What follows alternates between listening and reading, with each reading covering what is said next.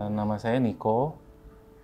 Dan saya Yulia, kita dari Jemaat GBIKA Jakarta. Saya mau menceritakan pekerjaan Tuhan yang luar biasa di hidup saya, di hidup kami berdua juga. Awalnya saya bekerja di sebuah perusahaan manufacturer. Di sana saya di posisi sebagai auditor, di mana saya harus bekerja cukup banyak untuk menghabiskan waktu di luar kota.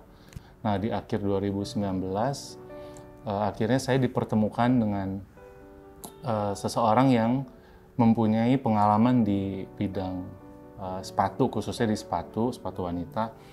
Saya ngerasa hikmat Tuhan tuh ada, hadir gitu di saat saya sedang bekerja, bahwa coba untuk produksi sepatunya, coba untuk tes produksi di sana, dan coba untuk ditawarkan ke teman kita yang memang dia ada salah satu desainer juga gitu. Jadi setelah kita coba tawarkan, kita coba bawa hasil produksi kita, ternyata teman kita ini sangat suka dengan barang kita gitu, produksi kita.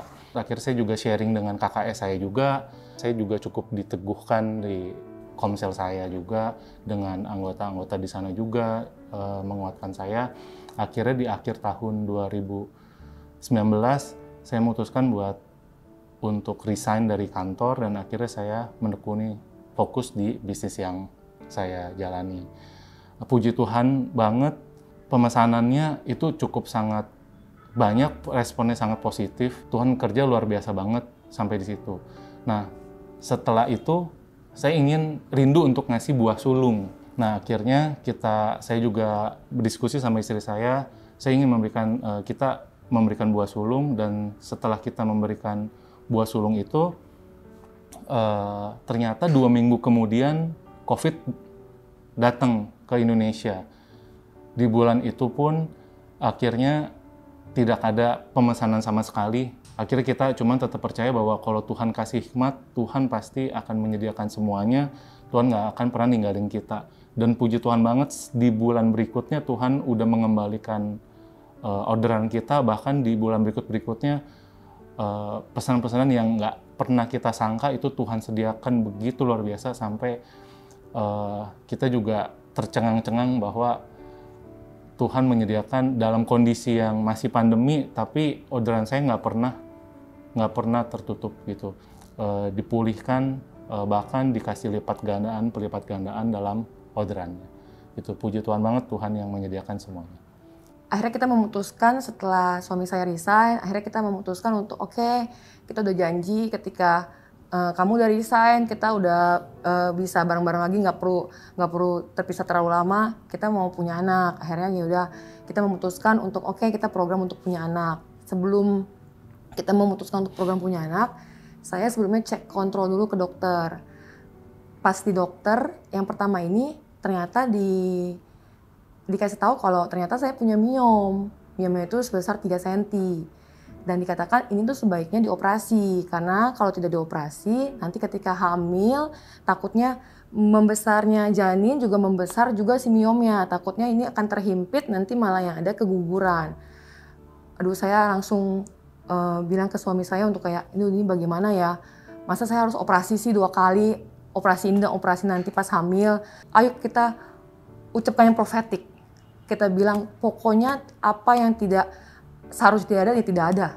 Kami percaya bahwa ini sudah hilang, ini sudah Tuhan ambil, ini sudah tidak ada lagi. Akhirnya saya dinyatakan hamil.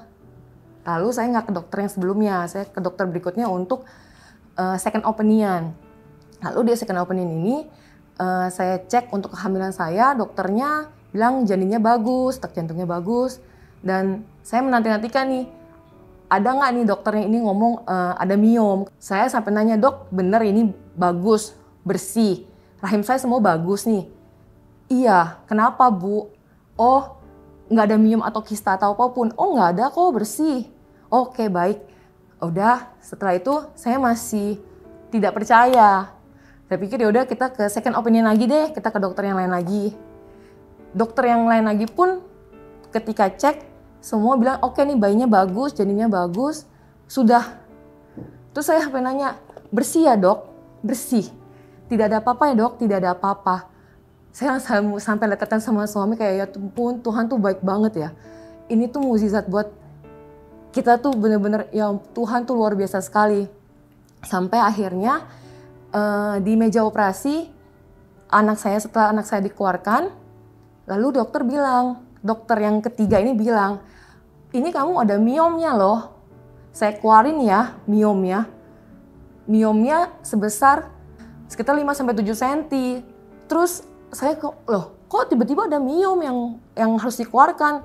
Padahal dokter yang sama pun sebelumnya sudah meriksa saya berbulan-bulan, tidak ada pernah berkata itu ada miom sama sekali. Justru terpotong 50% untuk biayanya. Karena saya bisa klaim asuransi. Begitu. Jadi saya sama suami sampai di rumah sakit sampai tercengang-cengang kayak, Tuhan kok baik banget ya.